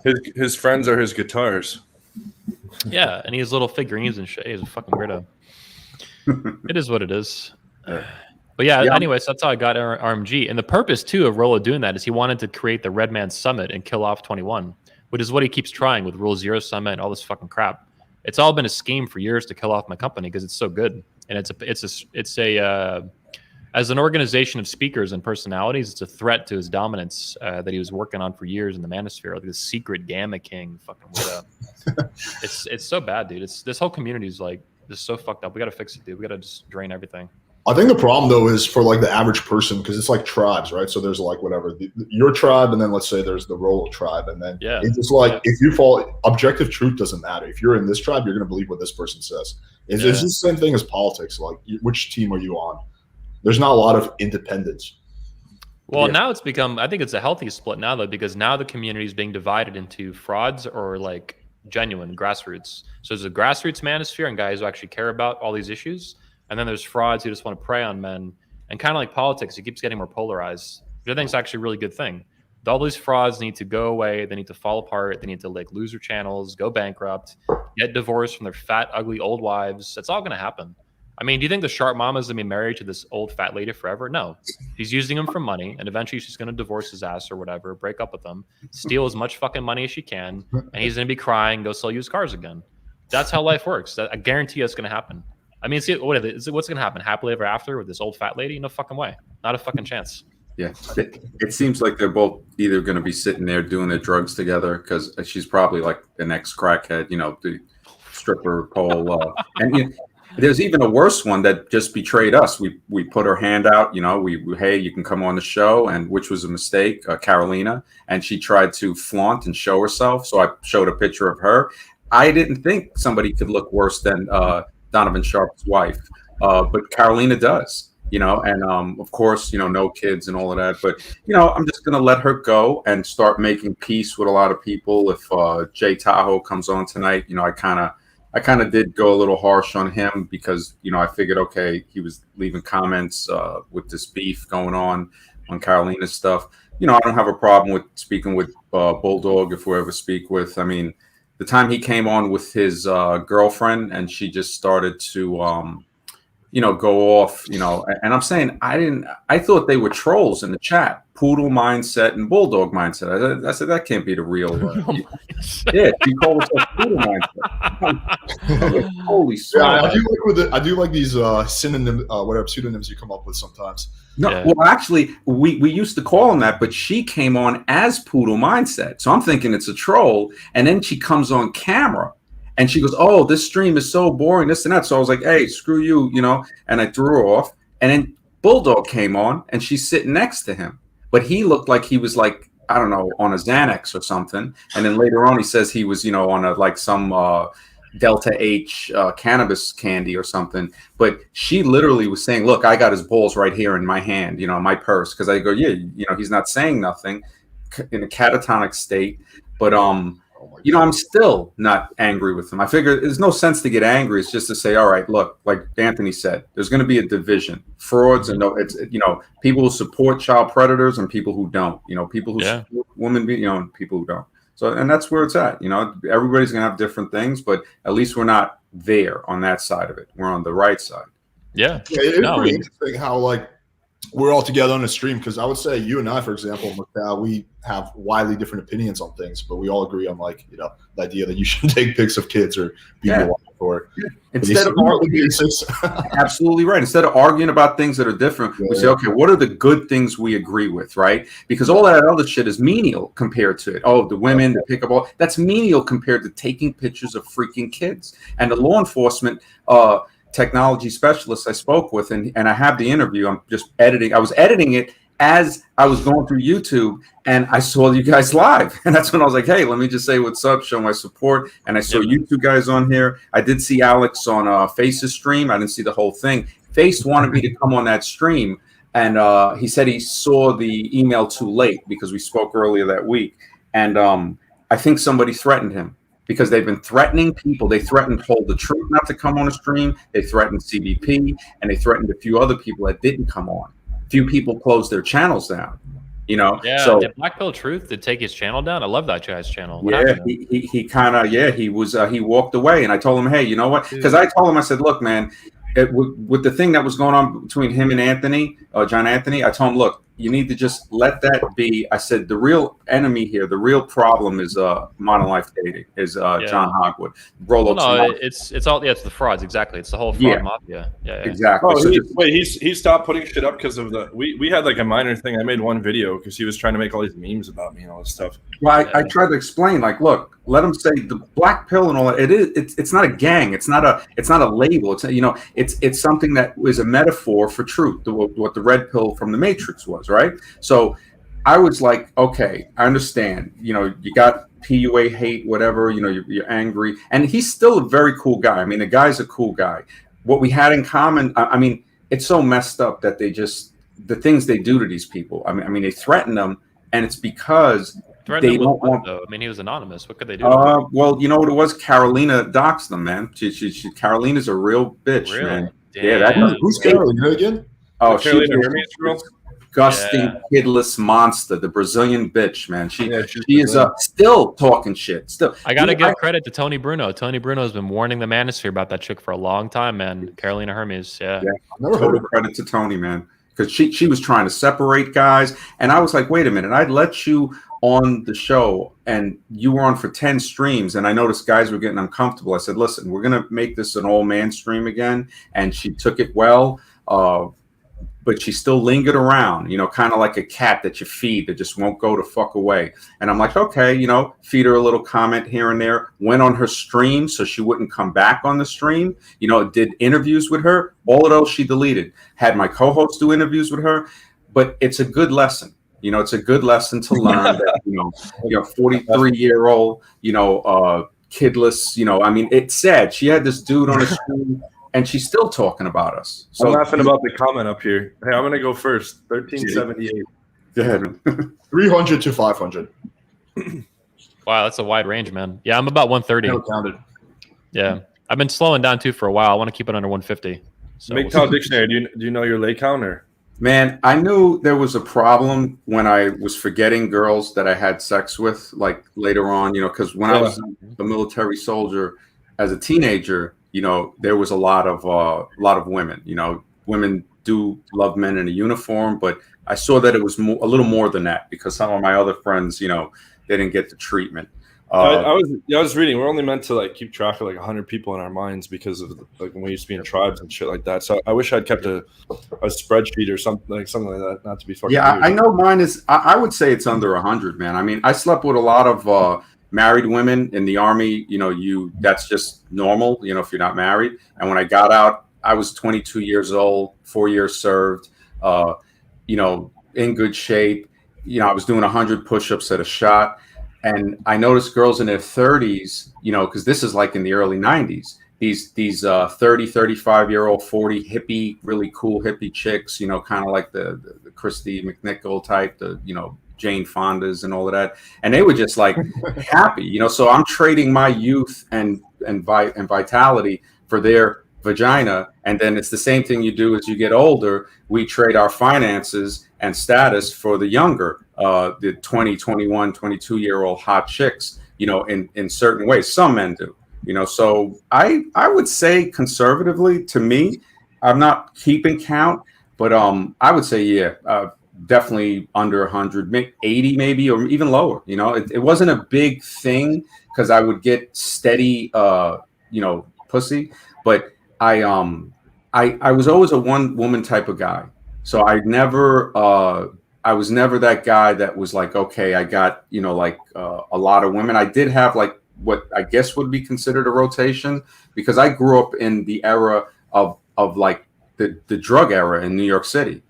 So there was freaking everybody was throwing pussy around. Women, it was a lot easier to get women because you had How old are you currently? Do you mind sharing or? late 40s. Yeah. And I'm going to be in the fifth element soon, but the thing is as I get older, I notice the main thing is staying in shape, staying in very good shape, eating right, exercising, and really at this point is really finances, just doing my normal stuff and getting in touch with more than, because I consider myself a spiritual person. I'm not religious, I'm very scientific, but knowledge and all of that has always been a part of me, science and studying archaeology and stuff like that. And when I do come out, I've been on radio shows for about 10, 11 years now. People say, oh, wow, okay, this is him. And, when I look at people saying, oh, this is him, I'm saying, okay, if it is or it isn't, right? How does that compare to a guy taking pictures of children? How does it compare to a guy? Well, hang on. Before we continue, I wanted to pull this up. I don't know if any of you guys are familiar with this RK selection theory. This is like in animals, first of all, but also there's theories for a while now, decades, that this applies to human beings and that our species is basically split. And that's actually one of the reasons even you see politics so heavily split in a lot of countries like America. So RK selection theory is basically the idea that men and women both, and as far as I understand it, the species we have different breeding strategies. Basically, like some guys are like, MD says like a one woman kind of guy. What does that mean? Well, it could mean he says like he's genetically case selected, like you were born this way, and that you don't have any huge interest in banging unlimited women. You want to find like one or two chicks or whatever and like breed like a whole bunch of kids out of them. And animals, like, no, I'm serious. Like whales are like this, wolves are like this, and that's different from like mice and like rabbits, which are selected. Yeah, I read in various neuroscience books that monogamy is a certain part of our brain is wired up for monogamy, and Homo sapiens don't have it. There's like species of monkeys that never have more than one mate, and then they tinker with that part in their brain, and then it goes and starts mating with everyone. This is more complex though. This is saying that like our species is not uniform in that it's different, like literally split like half and half. Yeah, I would agree with that because I have some friends who are literally just one girl type of guy, like, and they're legit. They're not trying like. These are guys who can get laid. They're like, nah, man, I'm happy. Like, I want to be with one girl. But some guys are not. Some guys really. Some guys are not like me and John. Yeah. Well, the book that I'm working on before I leave the manosphere, or you can never escape the manosphere. But when I go into just a different sector, is all about that. It's about the effects of sperm, the genetics, and women that it's just a proven scientific fact. If they had a lot of partners, they cannot pair bond anymore. That's it. I mean, not saying that they can't stay with a guy forever, but this is a fact. Men also, there's a hormone that allows us to bond. And like Anthony said, and Alex is saying, I would say it goes beyond what Alex is saying, or just split. Or I would say it might be a couple of different categories. A guy that might be monogamous. We're going to bring some hard nipples on the stream here.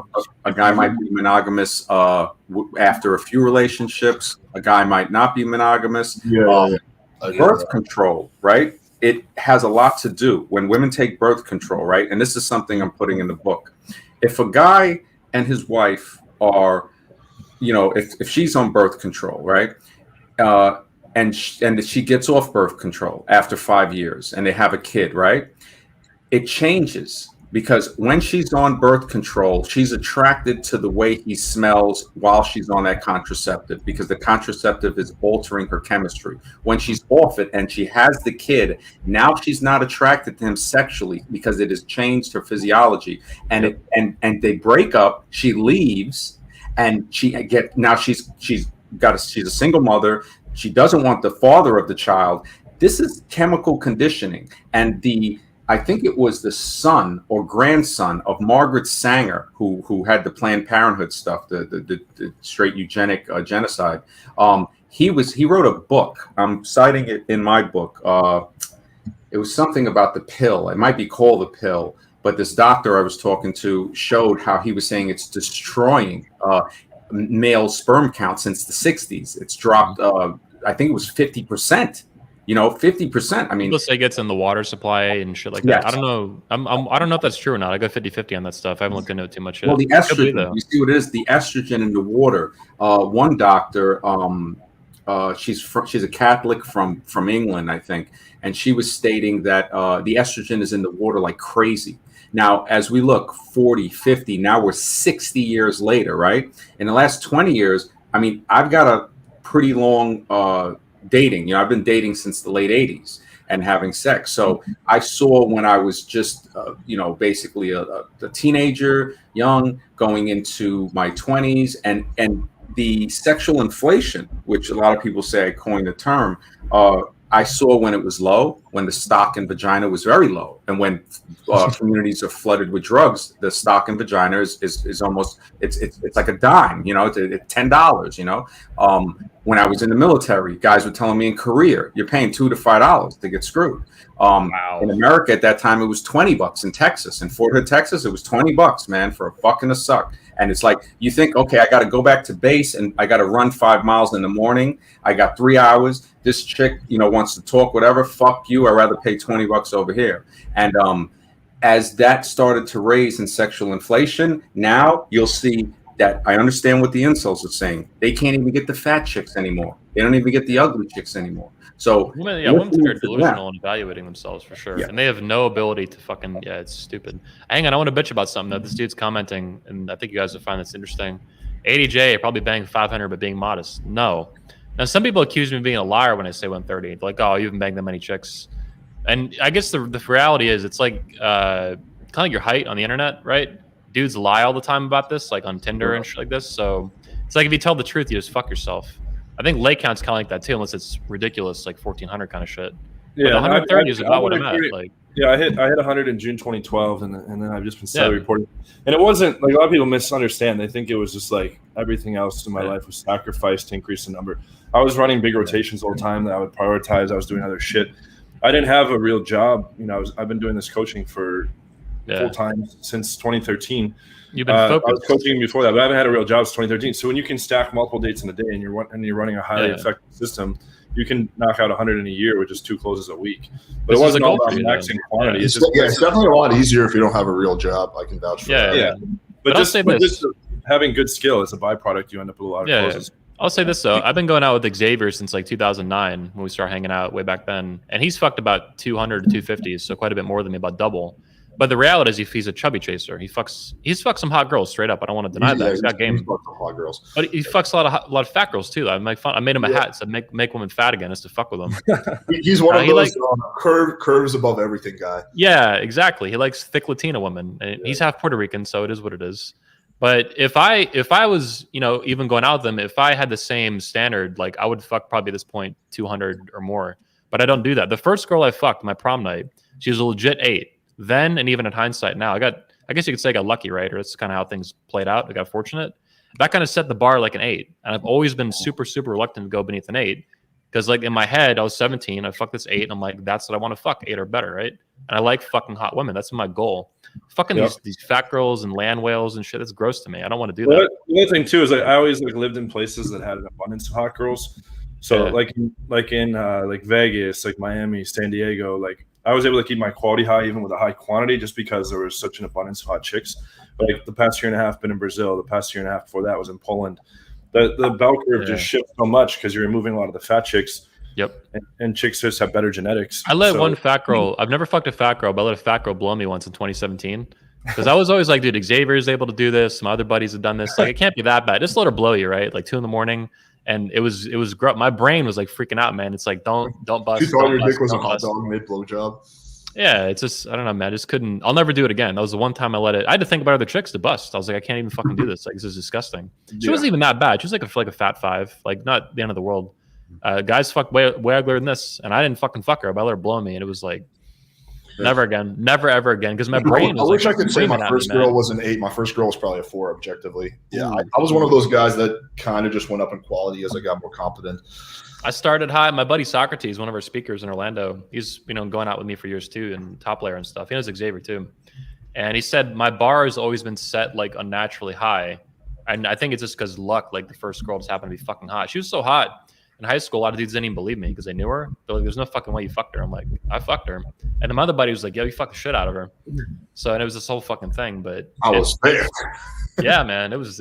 Well, she fucking told everybody, right? Because I couldn't bust, so I fucked her for like 4 hours on prom night, which is the opposite problem most guys have. But some guys have this problem. It's one or the other. Either you bust too fast or you can't bust. Yep. I was in the bust too fast category. I was in the opposite.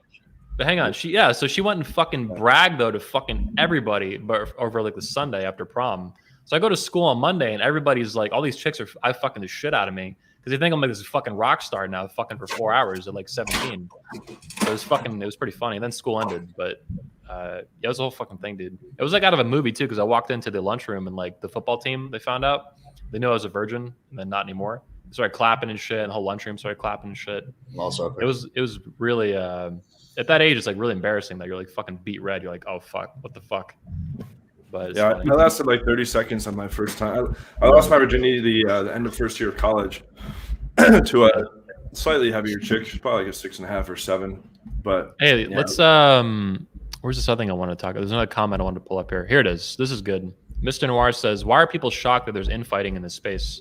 So this is an important topic because we get a lot of the beta male police, the BMP. Everybody's like, oh, it's feminine energy, all this fucking bullshit they can't even back up, right? But I think the manosphere is fundamentally, or it has been, unmasculine. And that's why there's so many frauds. And that's why these frauds get away with bullshit, because it takes masculinity to be conflict prone and like fight and be like, no, fuck this loser and call someone out. You know what I mean? And it's all these beta male, fucking gamma male weirdos that hate it because it fucks up their fraud, number one, so they don't get money. You know, it fucks up all their shit. Number two, they want to keep the feminine growth growing to like rip all these dudes off. What do you guys think about this though? Why is the people are shocked there's infighting in this space? I think it's a coping mechanism. I mean, you know what it is? These are the trolls. Like Chad Currycell, he's another troll that's in the chat. I've been documenting these guys. I mean, they have no life. I mean, they are Hogwarts, a hot child army, because that's what I'm going to call it now, the hot child army. Because I mean, they're straight up pathetic. And then you look at that, and it's like, okay, so one, they're afraid of real men. So when they see real men that can sit and have differences, but yet talk like, cordial people, oh, that's the biggest fear. Oh, why aren't we fighting with each other? Why? Because we're men and we're mature enough to say, look, we're going to each have different outlooks. It might be political. It might be in real life. It might be how we feel about women. But we know that we're mature enough to say, okay, hey, you know what? We have a line that's drawn that there are the things that we do agree with, of course, we're not going to cross that line like Hogwood and Rollo. And I want to address also with the fat chick thing, and you're right. When you have a higher bar and you say, okay, I want to go for 8s, I notice that fat chicks that get laid by good looking guys, their bar raises. And they're like, they're not going to sleep with raping guys. I mean, look at Rollo's wife. She's uglier than most fat chicks that I've seen. I mean, that's straight Skeletor from Masters of the Universe. No comment. You guys. Yeah, I can comment on the last thing you said because I experienced this. So when I went to Colombia, last time I was in Midi, and in Colombia you're going to be sleeping with way more girls. It just is what it is. And so after 2 weeks of walking around Medellin, I felt like the hot girl because I was used to having like a crazy success rate. Like every night there was multiple girls on Tinder who want to hang out. Every other girl who I would approach would be a number close, and it was pretty much all solid number closes. Like every other one of those girls would come straight to the house. So it was just like my success rate was insane, and then I just started feeling like the hot girl. And I remember actively turning down 7s. Like I remember the guy I was with, he was like, "Yo, dude, that chick is pretty hot. Why don't you bang her?" I'm like, "She's like a 7." Versus in Miami, like if there's a 7, I'm gonna fuck her. But I started feeling like, I don't have time for location, 7. man. Location and sexual inflation matters so much. So that's what happens to the girls. Well, yeah. So look, John Anthony is in Brazil, right? Now there's got to be more hot women down there than men. So it's like just more women than men. So then what do you see? You see like chicks with the egg build, like Carolina. she's not getting nothing. You know, she could come to America and guys will simp for her. In Brazil, they don't want to look at her because they got these other chicks to look at. Same thing for Eastern Europe. Yeah. Eastern Europe is America, Eastern Europe. It's you can't can't get away with being like, you know. Well, I noticed in Ukraine they're getting a little more picky because they don't want the pump and dump thing. Ukraine, and I like Ukrainian girls. They're pretty. I lived in Kiev. I would never go back. It takes 2 to 5 days to close, and there's so much like influx of sex tourism there from like it's just a different culture. One thing also I was telling you, John, when you were there is there's also this like, because I'm Russian and I know the Ukrainian culture really well. There's like this very strong mistrust. It goes back from the Soviet days of Americans. So just because, like, if you spoke Russian fluently, I think you would have a not substantially different experience, but like a noticeably different experience. But, but the women have been like ruined in a sense. Like I was talking to a lot of the local guys. Since there's like so much influx of sex tourism, they all expect to be treated like, you know, basically like pampered and this and that. A lot of them just expect guys to give them gifts, and you know they're trying to be like sugar babies and stuff like that just off the bat. I had chicks on dates be like, hey, I want to get like this and this. Can you buy it for me? Like on first dates, or like I meet a girl in the mall for a date. So, hold on, I need to stop over here, and she like takes me like a chocolate stand and orders all these expensive chocolates. She's like, here, pay for it. And I've never experienced that anywhere else.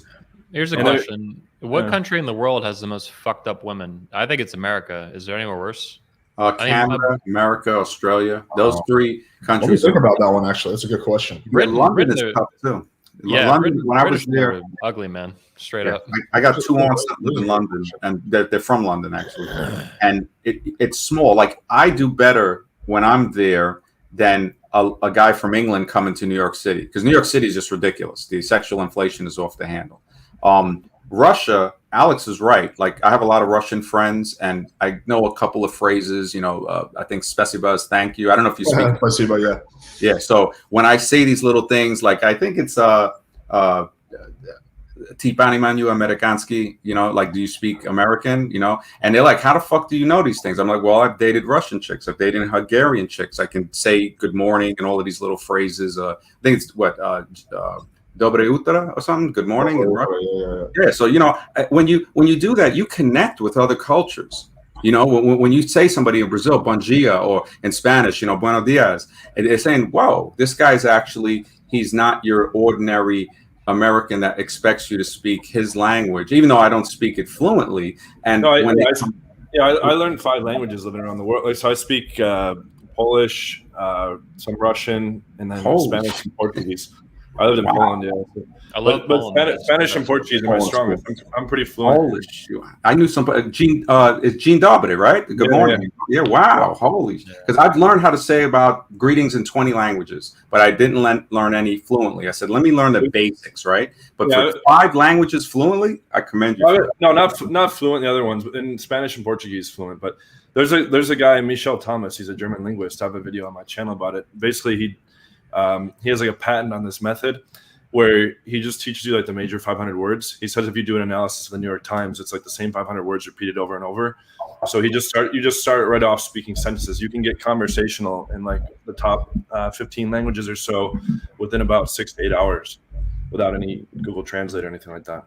That's really good. To kind of comment on what you said, though, there's definitely a lot of truth. One of the big things I teach is if you have a type, like you're into, like, let's say Korean girls, you're into Spanish girls, learn a few phrases from that language. It's going to give you not a huge, but it's going to give you a noticeable advantage. It like builds a lot of instant comfort, basically, like right off the bat, if you can say. But I was to that country's question. I would say Ukraine was like the biggest difference I saw from all my travels. Is just that it's like nearly impossible to get one night stands or to bang on the first date.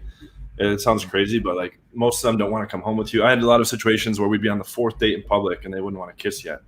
So there's a lot of fucked up elements of Russian and Ukrainian culture. It's pretty much the same culture, but they're just like hardcore family oriented. When I lived in China, everyone's like extremely passive because a lot of the dudes are just like, the culture is, everything's very, you know, the chicks were telling me like they've never had a dude like act as confident before, like just like a shell shock because they're not used to guys acting that way.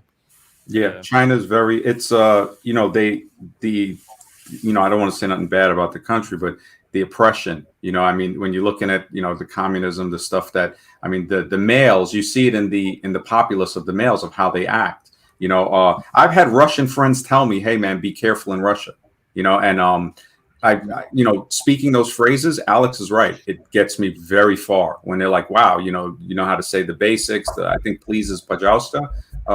And like, you just, you know, you say these little things and they're like, wow. But China, for some reason, I was never really attracted to that part. Homo erectus. I was never either. I was never really attracted to Asian girls unless it's like big titty Japanese girls. Same. Yeah. I remember I pulled I was like out in China. It was on my birthday when I was there. I was like the only white dude in the club, like almost double everyone's height and shit like that. People were like dancing in synchrony to the beat, even though they didn't work for the club. And I was like, this is fucking awesome. And I met this hot Chinese girl, and she's with these other two Chinese girls. One was her sister, and one was like their friend. I had no wingman, and I just pulled all three back to my hotel, just showing them like my hotel card. I didn't speak Mandarin, and like the sister and the friend sat on the bed while I like railed the other girl in the hotel bathroom. You know, and she was all loud and shit. I remember, but it was just like such a different dynamic. There was like no cock blocking, and with like other girls that I would go on dates with, they were just like ultra shy, like ultra passive, and they would type in the translate like Chinese girl not so open. You know, like they're just not used to being like a guy being dominant or confident or anything like that. Yeah, the society. It's Homo erectus. That's another troll. I noticed he says the 14th law that I have, law 14, never date a single mother. So it's funny how these guys will come to streams that I hop on just to troll. And it's hang on, I'm banning every guy you say is a troll. So I'm just thank you, man. I haven't even looked at the comments yet. That shit fucking. Yeah. I put on StreamYard. You know, when it starts, it has private chats, but I switch it to comments, so I don't have to switch to the other window. When I do my streams, it's always a little behind. I think usually when I'm a guest, it looks like it coordinates really good. But whenever I stream, it's like, you know, it's hard to toggle and then look for guests and, you know, people coming on and stuff. But yeah, they follow people, and really what I'm seeing is they're afraid of what we're doing right here. They're afraid to see guys that have different thoughts and get along fine and say, hey, you know what? It is, you know, this is cool, and we know where the line is drawn. I know Scribe came on Tony Bruno's stream with me Thursday. It was great, man. Scribe, he was on fire. I mean, he actually, you know, he still has his dating stuff, and he does his thing, man. I commend the guy. I mean, he's you know, like a brother to me. You know, but I've always been a big proponent of healthy debates. Like that's what I always try to do on my channel. I've had on many guests, and not all of them. Some of them think wildly differently than me. I've never had a situation where I've had to kick a guest out or anything like that has ever happened. Mm-hmm. I've had people jump off. Like Bulldog, as much as he says about, like, yeah, we chastised him without a doubt. Strive for all the family, sell all that, right? So he could have left. And no, I agree with that. Yeah. You know, if I was in his shoes, I would have bounced out within like he stayed for that. The first time I ejected him because I could notice he got nervous. It looked like he was reading a screen of what Rolo was telling him to say on the side, and then he started saying shut up. So I said, okay, look, you say it again, I'm just going to throw you off because you've been here 2 hours. You're boring us now. So we got rid of him. Then he jumped on another time, stayed on for 5 hours. And that was the time he said, hey, man, they chastised me. I'm like, wait a minute, bro. You could have left. You know, you stayed until the end of the stream, you know, and I still don't got nothing against him. He went on Nutshot stream.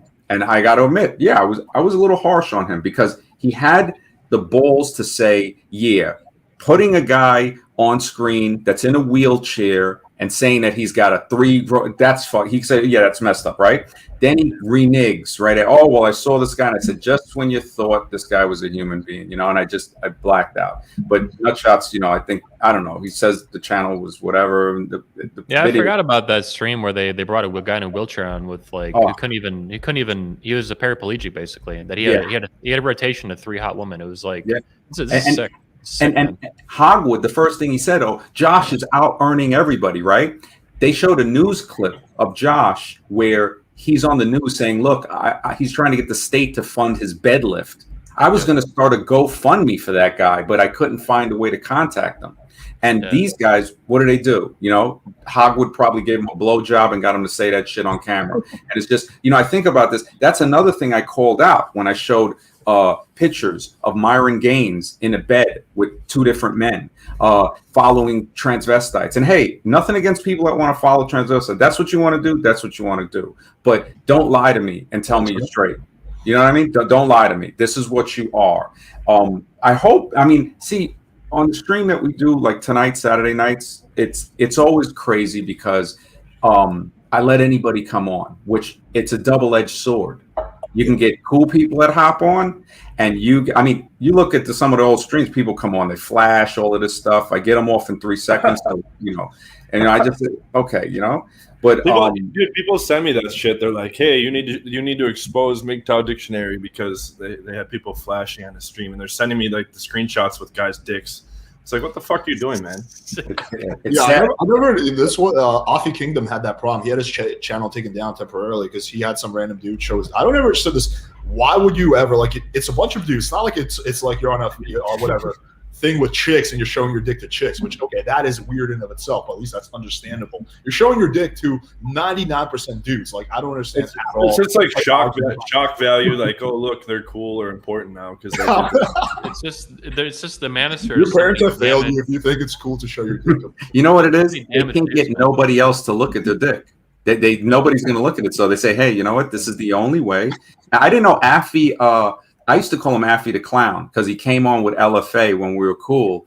And I was like one of the first guys I roasted. Him, and I think it was Red Pill Rebellion because he recommended that you could sleep with a girl with AIDS without a condom and you'd have a 1% chance. I said, you're out of your freaking mind. I blacked out, went off. And now he runs around trolling, Red Pill Rebellion, anything he can say. So all of these guys are documented. But Affy, I'm not mad at Affy, but I think he was hurt because he came on camera and I said, man, you kind of look like Grover from Sesame Street. And then he took the camera off and he put an avatar on and then he changed the avatar. And, I could still make peace with it. I'm not mad at him. But then he and Lucario made a video and I'm like, wait a minute, I don't even know this guy. And he started saying, so I said, okay. I said, it goes both ways. I'm happy when people roast. It's like, hey, great. Do what you're going to do. When I roast, don't say nothing, and I'm at the point now where I'm just going to let it ease off. Once I get the sperm book out to teach younger generations how important it is to be careful, and, definitely be careful of STDs, and then go from there, and say, okay, I'm transitioning onto a newer channel and leave a documentary probably for the last thing that I do and just say, hey, have a great time. I might come back, once a month, if that, but hopefully I'll be able to just, stay away from it. Yeah, your channel's, you got big, man, 4,000 or 5,000 subs. Legendary, man. Legendary work, dude. Taking down the frauds, man. Someone's got to crack some skulls, bro. Thanks, bro. You too, bro. I mean, man, I want to see your channel grow. I mean, yeah, I've said it before on the stream. I said, look, if I had to choose between the two, I'd like to see Anthony win against Rolo and those guys. I mean, he'd crush all of them. And I mean, we will. We're fucking killing it right now, man. We got 317,000 subs on my main channel. We've gained over 22,000 subs, 23,000 in the past 30 days. We're on fire. That's awesome. And I think we're gonna hit 400,000 by October, November. So with 400K this year too. Yeah, they've committed high treason. That's awesome. Yeah, they committed high treason against Anthony. I mean, I looked at that and I was like, what the? I mean, Rolo is the price of doing the right thing in the world. When you do the right thing and you're really committed to what you do and you love it, people want to take you down. The higher you climb, the more they want to take you down, like crabs in a bucket kind of shit. Yeah, exactly. That's pretty. Can you pop the comment up about Alex's interview with Face and LMS? Because I didn't get a chance to see it. I'm just curious what people's thoughts are. This one, yeah. This one, yeah. What's like the high level summary, Alex, of the major points or whatever? I mean, Face and LMS basically believes that in look determinism. So whatever, let's say you're a fault for, that's like as far as you're going to climb, like that's it. You're determined to that, and that the black pill is based on science and research. And that, it is what it is, and that, the pickup community heavily overblows, how much game matters, and just basically all that. I didn't necessarily disagree with everything he said. I also agree that looks are very important, and that, for example, a much better looking guy is going to have a way easier time than a worse looking guy. I just disagree with one. Some of the studies they cited are very unscientific, so I debunked some of those, and two, I disagree with the extent to which they matters. And yeah, you were right when they said they hate those what about ism examples. They say, well, I've never heard of a guy who's like a 4 banging 6s or 7s. I'm like, okay, well, there's my roommate. Like he's a 4, he's Indian. He has an accent, he's bald, like he fits all the criteria. He's not deformed. I agree. Like if you're deformed, like yeah, you're kind of fucked. And he's in the triple digits. He's in the triple digits, yeah. And he's doing what, like 60 girls a year or something like that. 70 girls? That's plenty. Yeah, and he lost his virginity 3 years ago. He was a virgin from India. Yeah, since I've been coaching for over 10 years, I just have thousands of counterexamples. So to me, there's no debate. To me, it's not my opinion versus their opinion. To me, I have tons of examples. But I'm not a guy that says looks don't matter. It's far from that. The fact of the matter is that, like just to break it down, like super simple, right? If you give me any guy, regardless of his looks, right, unless he's really ugly, right? I'm going to get him pro pictures. I'm going to have a team of girls pick the top 5 pro pictures. We're going to max out the aesthetics on those top 5 with FaceApp and Photoshop. And then I'm going to write his bio for him. Then he plugs into my online sequences. Now he has a bunch of phone numbers. No way around it, no matter who he is, no matter how bad his game is. Then he plugs into my text sequences. Now he has a bunch of girls coming straight to the house, right? So literally, I just have to show him how to close once the girl's at his house, which isn't that hard. And now he's closing regularly. And then I show him how to add in more lead flow from cold approach. And I show him how to handle the public dates when he has the dates in public. And ta-da, he has a regular stream of girls for life. And then he can upgrade his confidence and coolness and work on his SMV and upgrade his quality. And I show him how to retain the girls. And that's it. But it goes from getting pro pictures to having girls coming to your house because I define all the texting and online game sequences. So where does Black Pill fit into that? The black pill, like I noticed the comment Alex was saying if black pill was true. The black pill is a metaphor for truth. So if the truth is that, okay, like you said, if a guy is like physically deformed, he's screwed. He always has hookers, like Master Yoda that comes on. 30 years he's been screwing hookers. I think he's like 50. One thing you guys said that I appreciate is looks do matter. Looks do matter, and things are going to work better for one guy than another guy. Looks actually gives your personality a chance. But when you think about that, is it really your personality or is it your looks? Now, this can't be determined in 1, 10, 100 streams. I mean, this is very, very complex. And I think that there's going to be a real separation between guys that say, okay, no, looks do matter to an extent. I appreciate Alex's honesty with that, and John Anthony's, because I heard him say it when I was making my coffee, that, yeah, it's going to work better for guys with looks. That's a truism as well. I mean, what would Tinder be, if everyone was on an equal playing field? Like RSC preached for years and years, everyone's cut from the same cloth. Looks don't matter whatsoever. And they used to close threads and emphatically make the point. I even bought into this at one point, like 10 years ago. They would someone would say, hey, how much do looks matter? They'd close the thread on the forum and say, this has been answered 1,000,000 times. They matter 0. They were very controlling like that. They closed a lot of threads, other shit too. I forgot about that. They're weird. No one else did that. RSD specifically, they did that. They did a real disservice to the community by making the argument that looks don't matter at all. If they had just said, yeah, looks of course matter. He had to. He had to for their sales. Matters too. For their marketing to everyone on the same playing field. Well, he had to do that. Owen Cook had to do that because he looks like Gimli from Lord of the Rings. I mean, he's just missing a hammer, Yeah. And if you look at his audience, right, they're all basically incels, and he plays of it. Okay, look, if a trollish looking guy from Mordor like him can get a chick, which is all staged, then hey, pay me the $300. And when I looked at the seminar, I said, wow, he just pulled in about $9,000 from this. So the money talks at that point. And what do they have to do? Suppress the truth. You can't make money off of the truth. It's very hard to make money off of the truth. So how do you make money off the truth? Somebody pays you to bury it. Face never really goes on anybody's stream. He went on Rolo's stream one time. They chastised him. He came on mine twice as just to come on as a cool guy. I was like, wow, this is great. Face is Face LMS, that guy? Yeah, Face and LMS. Yeah. We spoke on email, a few times. He even advertised the app that I had back in 2019 in November. Excellent. And What Attracts Woman 5. I was on a stream in December of 2019 with him and Coach Blackpill at the time, CBP now. And the points, the truth will change. The level of the water at high tide is the truth. That is the level. At low tide, that truth of the level at high tide changes to the level at low tide. Now, the guys you guys are saying, okay, looks do matter. The reason you see these other guys, Rolo can't say looks matter because look at him.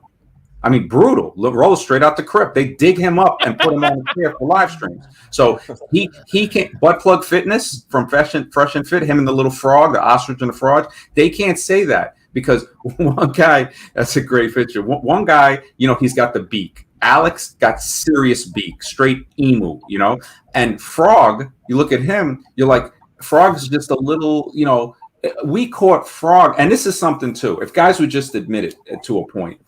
I got to look for the picture. I might still have it where he's wearing lifts in the sneakers. So why would a guy do that? It's basically because height does have a bearing, looks do have a bearing. So this is why, okay, a person will comb their hair in a certain way. But then again, hair, again, that's a big factor there, So again, there are things that mitigate this. And as long as people are being honest to say, okay, this guy here with the glasses and the balding and all of that, this is a special case.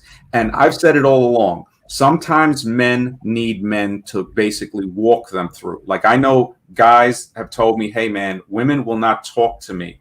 But when I'm hanging out with you, women come around and you're not the type of guy that's like hungry for them and you let things happen. But I've noticed how they will ignore certain guys that, they try to say something. When they say something to them, it's like they ignore it. When I say something, they actually think about what I said.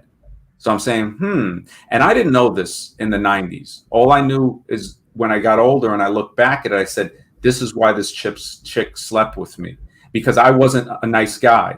And that might also be part of it. But if a guy is a 5'2", or like they say, what's the stereotype? The 5'2" balding Indian janitor. If he's not nice to a girl, that plain not Mr. Nice guy ain't gonna get him nothing. They don't want to talk to him. They're like, thank you, stay away. The only way for him to really get anything, one, is status. Look at Billy Joel, 5'3", 5'4", sings, all of that. He got the supermodel Christy Brinkley, but it wasn't based on attraction. I put that in my book, the Black Pill, because I just released. Sorry to cut you off, man, but I gotta bounce them in here. We gotta close up the show. Cool. A little bit short today, a little over an hour and 30, but I appreciate everybody's time today. Everybody watching, happy 4th of July. Happy birthday, America. Fuck yeah. America. Alex, they can find your channel on YouTube by searching Alex PWF. Alex just playing with fire. They'll come up. Playing with fire. We're finally ranking high enough. Or you'll find Playing with fire. We don't come up for that movie. Or the John Cena movie. Yeah. Got it. John, they can find you by searching Coach John Anthony on YouTube, right? Yeah, John Anthony Lifestyle. And then platinumdatingsystem.com is my course. 48 Laws of Dating. I actually search MGTOW Dictionary, right, on YouTube. Pull right up. Yeah, they all. Yeah. Mm-hmm. And you got the book. You got the book on Amazon, 48 Laws of Dating, right? Yeah, 48 Laws of Dating and the Black Pill. So 2 different books. Okay. Mm-hmm. Boys, thanks for your time today. I appreciate it. Everybody tuning in. Again, happy 4th. Fuck yeah. We'll talk again soon. All right, guys. Later. Peace out. This has been episode 145 of the Red Man Group. See you guys probably next Saturday. Peace.